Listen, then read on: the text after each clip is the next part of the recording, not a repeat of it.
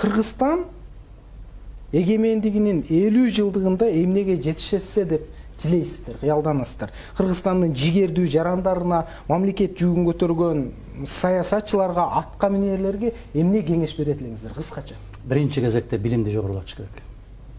Билим, маданият мына ушул. Билимдүү киши эч качан наадан болбойт. Билимдүү киши эч качан мыйзам бузууга барбайт. Билимдүү киши кара мөртөз болбойт. Билимдүү киши мыйзам бузууларга барбайт. Уурулукка барбайт. Билимдүү киши, дагы бир жолу айтам, билим, нукра билим. Экинчиси, көкрөктө иман болуш керек. Иман бул маданият.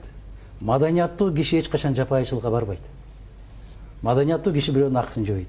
Ушул билим менен маданиятты ордуна койгон өлкө болсо, биринчи кезекте ошолор чыгып кетет. Жердин астындагы мунай, темир, көмүр эмес, жердин үстүндөгү эл.